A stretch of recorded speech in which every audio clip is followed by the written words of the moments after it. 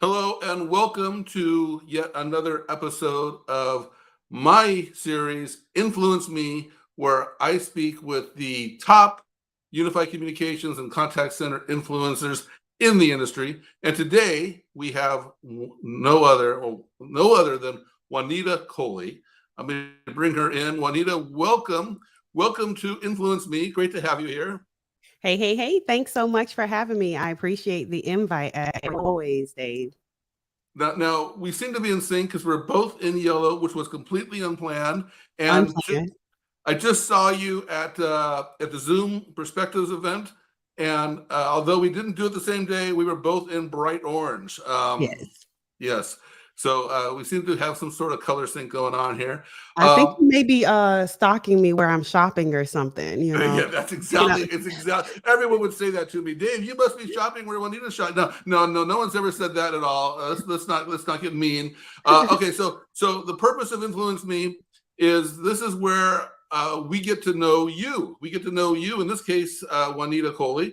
You are a bit of a mystery because you came out of nowhere. We're going to talk about that. I mean, you came out of nowhere, and now you're everywhere. So we're going to talk about that too. Let's start off with some basic introductions. So you are on Twitter. This is, I believe, your Twitter handle. You are out on LinkedIn, and are you anywhere else? Are you on Instagram? I'm on all the socials. Yeah. I'm on Twitter. I'm on LinkedIn. I'm on Instagram, the Contact Center Whisperer on Instagram. I am on YouTube, TikTok, Snapchat. I'm on the You're on social. all of them. Is there one that you are predominantly on? Where do you spend most of your time? Most of my time on LinkedIn for sure. All Uh, the others make me nervous. okay, and I think of you, and I know this is wrong. I think of you as a person because I see you, the person, a lot. But you're actually a group of people. Let's introduce your company here. Your company is called Solid Rock Consulting, named after me, of course. Is that the intent?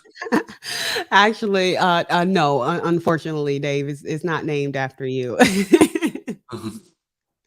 So tell um, me about Solid Rock Consulting. yeah, so Solid Give Rock me some demographics. First off, where are you based? based in Florida.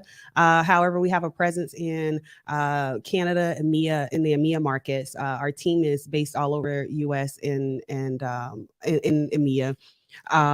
We are Solid Rock is primarily a workforce management consulting practice for contact centers, obviously.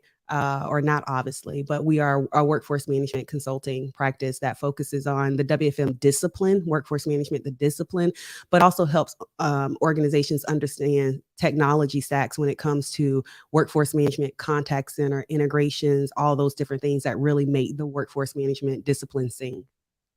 And so you're, I see you at contact center events primarily, Mhm. but you said you're the contact center whisperer on which channel was that? On Instagram. On Instagram.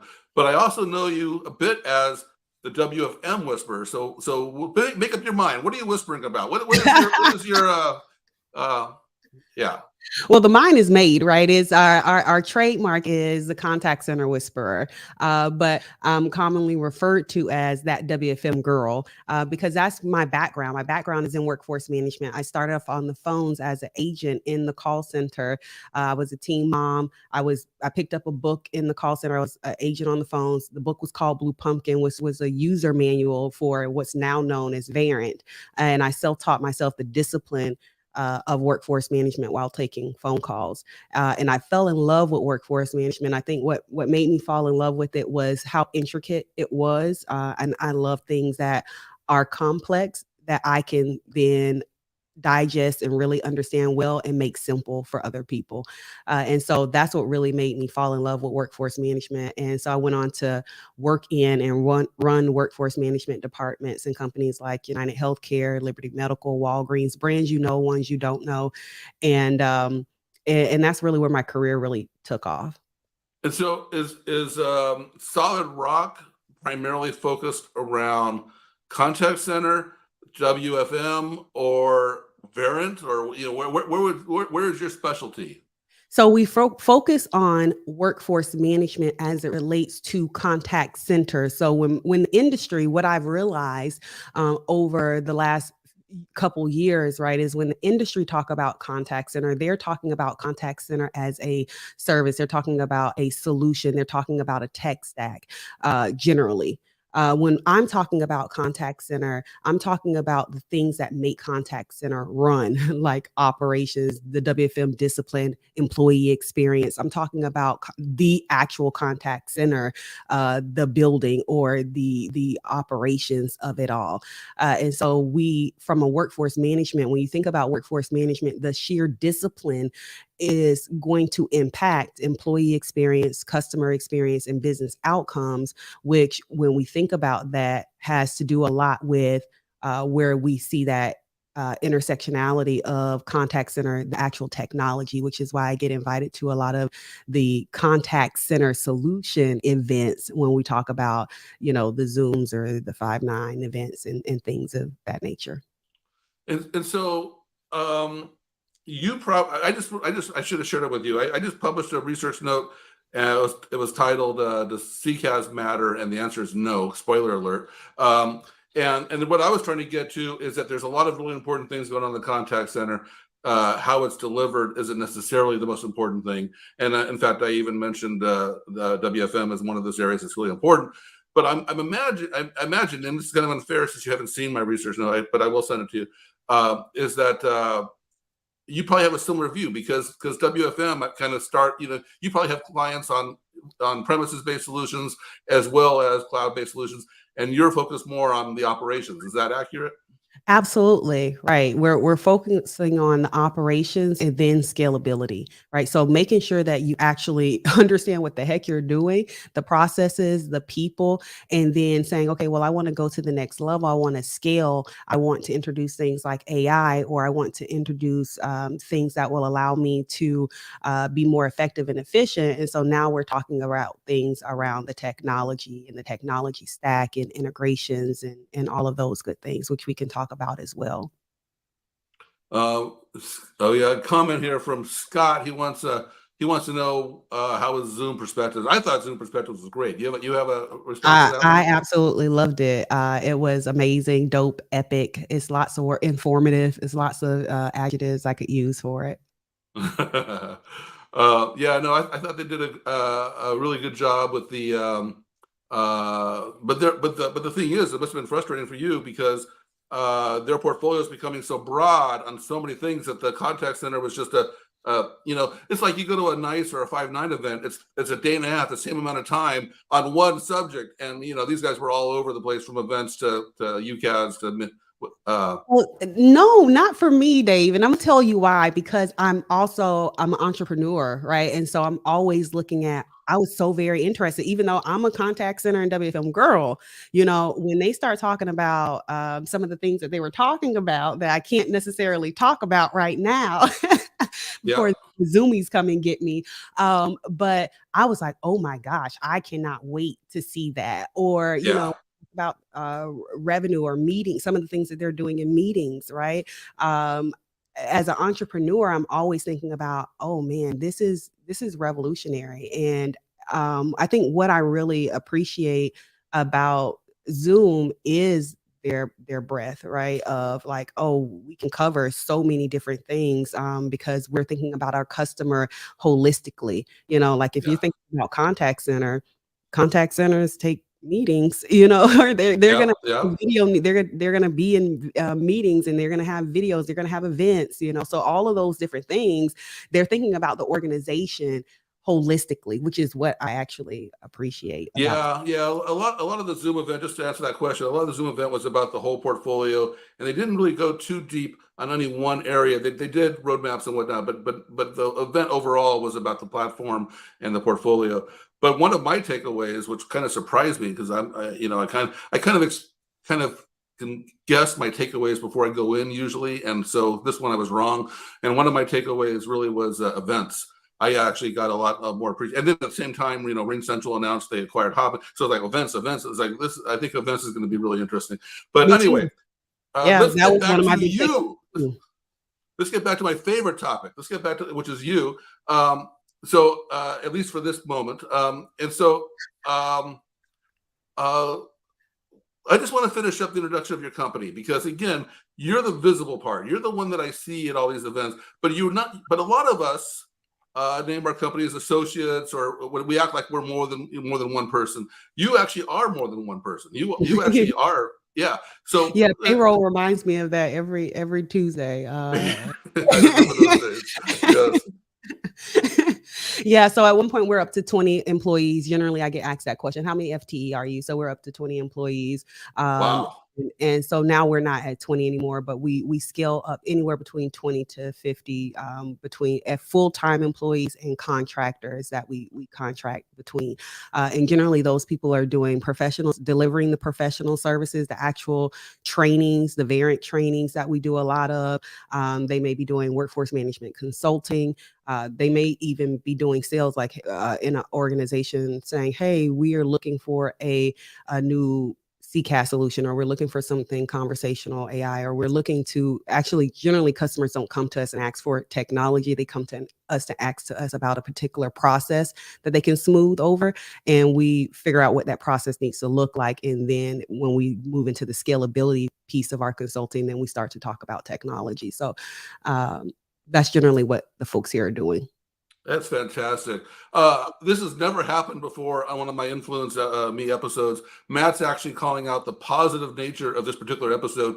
I've never heard that in my conversation before, so it might be partially related to you, Juanita. So, okay, so let's get back here to some of this meat here. So, we talked about Blue Pumpkin was your accidental Bible, what your rabbit hole that got you into this. And so Blue Pumpkin was a company or a book, or what was it again? Blue Pumpkin was Legacy Variant, right? So it was a workforce management tool. It was a company. It was a company. Yeah, a company. Yep. And wow. And so there was a user guide. It actually wasn't a book that I read. It was a user guide. So it was like how you configure the tool, and a user manual. And why I thought at 16, 17 that was interesting. I have, I'm odd like that. I don't know. It was something that I gravitated to, and I could sink my teeth in. I'm glad that you said you're odd, because I didn't want to accuse you of being odd. But I consider myself an influencer, and I want to ask you if you consider yourself an influencer, because it's easy for me to be an influencer because I meet the criteria. I'm male, I'm white, I like Seinfeld, all these things. And so do you feel you fit the mold? Do you feel welcome to this group? I certainly do feel that you're welcome. I don't want to suggest otherwise, but tell me, how do you feel in this group?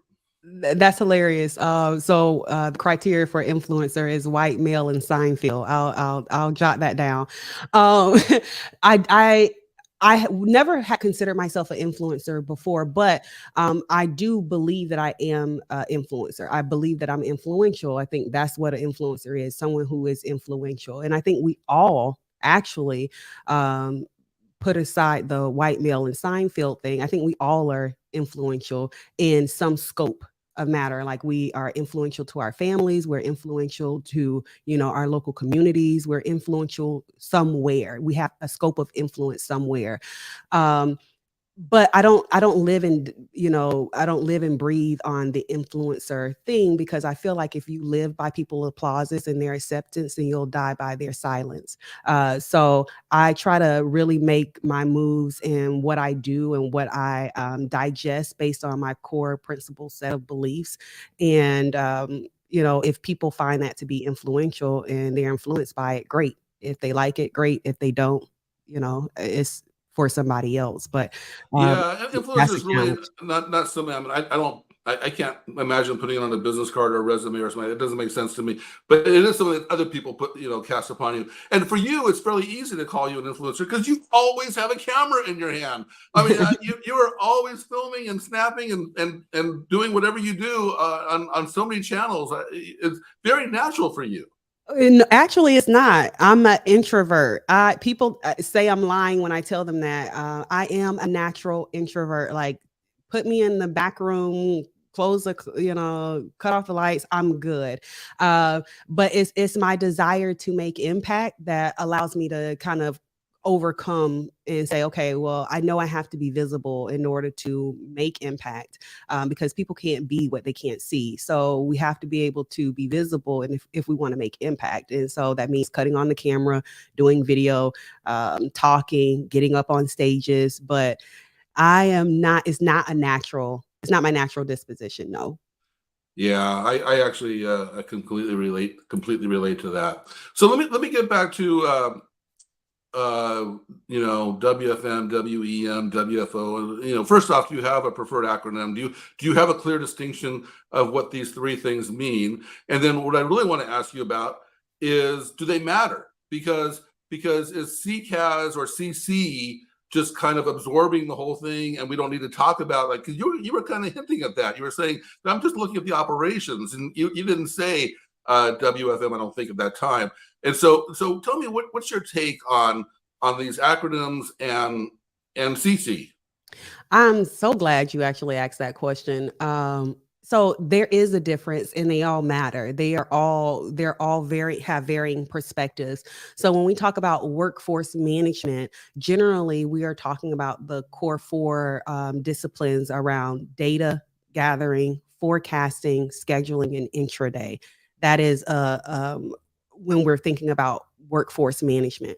When we're thinking about workforce optimization, WFO, we're now starting to look at a much broader picture. We're thinking about things like speech analytics. We might be talking about performance. We might be talking about quality, right? And so that's WFO. That wraps around. So if you had WFM as a core nucleus, WFO would wrap around WFM. And then you have things like WEM, which is what the industry is trying to now, talk about, the engagement pieces. How do we get, introduce things like gamification and AI and all of those different things. So they all are very different things. And I think one of the challenges with as it relates to CC is that we use them interchangeably. And so we get a lot of features that are one is from WFM, one is from WFO, some of it's from WEM. And so we get feature sets from the varying sectors, rather than really understanding the disciplines holistically.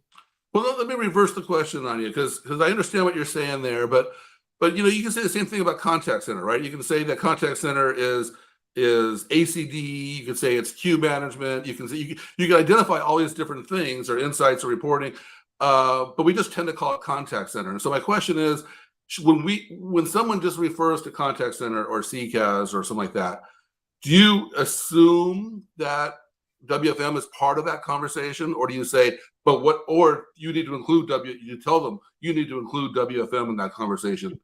I don't assume anything these days, first of all. So usually I'm always, my dad said he's never met anybody who can ask more why questions than me. And so I'm always asking questions, why this, how this, all those different things. So I don't assume anything. When people say contact center, I ask them what they mean by that. What do you mean? Are you talking about technology? Are you talking about a discipline? Are you talking about operations? Are you talking about queue, like you said, queue management? Are you talking about routing? Are you talking about reporting? I know what I want it to mean when they say, but it's not about what I want. It's about what they actually mean. Okay, excellent. I think of you, it's kind of glamorous. I think you're a glamorous person. And I don't think you think of yourself that way. I could be wrong, but I kind of think, I'm going to answer this question for you. I think you're more of a Rocky than a Barbie, because people are talking about Barbie versus Oppenheimer. But you're more. Well, which movie do you like better, Rocky or Barbie? Answer the question. I'm definitely a Rocky. That's what I thought. I'm definitely a Rocky. Not that I have anything against Barbie. Okay, don't slay me, Barbies. Okay, there's anything wrong with that. That's right. Nothing wrong reference. I'm definitely a Rocky. Because one, I think, I was raised with all boys, first of all. So I was raised with all boys. I am a person of, I try to eliminate choice as much as possible. So when I'm not at events, or when I'm not on stage, or I'm not on camera, you usually can catch me in all black gym workout clothes, hair tied, like I'm in the trenches, working. And I suspect when you say you're in the trenches working, you're not using like inflatable dumbbells either, are you? No, absolutely not. Absolutely not. So So yeah, what do you do in the gym? What do you like to do in the weight gym? training is my absolute favorite. Like Weights? I hate cardio. Like I do it because I have to and I want a heart, I want my heart to work. Uh, Uh-huh. but weight training and boxing are probably my favorite. Boxing. All right. Yep. Okay. So you're definitely someone to not pick a fight with. So when when I think of Rocky and I think of uh, uh, working out like that, uh, a lot of it, particularly boxing, we think about heavyweights. Now you travel a lot like me, but you don't look like you travel a lot like me, and so you manage to keep a. You must work out a lot, right? What's your trip? What's your tips? So I have a regimen, like I think most people, whether it's a good one or a bad one, but I have a regimen. Generally, when I'm on the road, I get up and I still, whether I'm in my hotel room or whether I go down to the gym, it just depends on the room that I'm at, the hotel I'm at. I go to the gym, right? Like, so I do so much that my spiritual, physical, and mental states are so important, right? Like because I'm managing people, I am an influencer, right? So I'm always on stages or always places. I'm always running, and sometimes I'm not getting much sleep. I'm not, I don't have a lot of downtime, so I create moments that are just for me. And a lot of times that is in the gym. That's my meditation time. That's my time where I get to listen to my biblical books or I get to do my workout, my music, or those different things. So generally, I'm up by 3, 4 a.m. in the morning. And I spend an hour or so, doing my morning routine, which is generally meditation first and all the spiritual things, and then working out. When I'm home, I don't have to usually get up as early, and so I get a little bit more time back in my day. But I make it a part of my lifestyle. It's not perfect every day because I'm a human being. So there are times where, like for example, this morning I didn't get back home from perspectives until 2 a.m. this morning. I landed at 1, but I made it back home probably around 2, got in the bed around 2:30. So did I get up at 4:30 this morning? Absolutely not. I slept till probably about 6 or 7, but I was up earlier than most people are.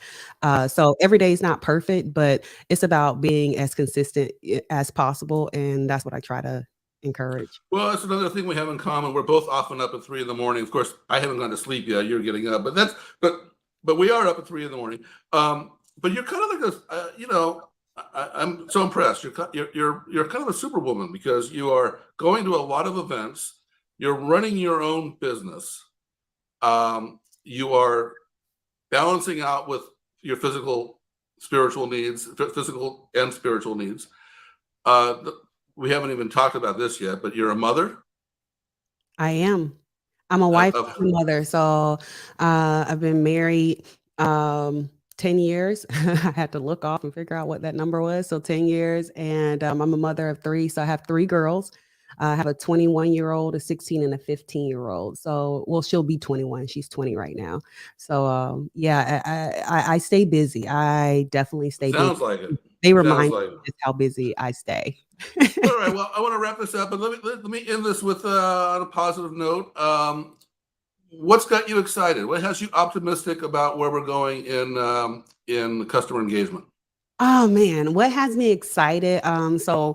I think it's really we're doing some amazing things here just at Solid Rock with some of the contact center providers. And I'm super excited to be dropping some of that news of how we're going to be helping contact centers and pushing the WFM discipline forward. That's one of my big, things that I'm really wanting to make sure that I mission on and focus on is really normalizing what workforce management is and that discipline. And so we have some exciting news coming up around that. I'm really excited where the industry is going around contact center. I think that when we think about contact center, the solutions and the actual operations, like the leaders in the contact centers, they are really starting to say, hey, we need to really look at people and understanding the people management, understanding and caring about people. Like, this is not just your job. This is, you're impacting people's lives. And that's what makes me really excited about contact center and where we're going as an industry. It sounds like, and it feels like people are really connecting more with people post pandemic. Everybody wants to get back outside. Everybody wants to connect, and they're really adding that human element to things. And so I'm really excited about that. Yeah, I agree with everything you said. You said it so well. And it's also nice to hear things like we were, going back to Zoom yesterday, all the way back to yesterday, where they said very clearly it's one of their priority, one of their focus areas, and you're hearing that from a lot of companies right now. Yeah. So I got a little lazy here on comments because I was reading my notes. So we got a comment here from Scott that really liked your line here: live by their acceptance and die by their silence. That was a good line. I think I might have to steal that and claim that as my own at some point. And Yvette was very supportive of just knows that you have to broadcast yourself. Let's become it's necessary. It's not natural for me either, but it's a lot of work, and you put a lot of work into it. You do a really good job of it. And so with that, I think we will go ahead and end this. I hope people that watched feel they got to know you. Oops, I got to take that one off. Hope that people feel they got to know you a little better. And with that, thank you so much for joining us, and stay tuned for another episode of Influence Me.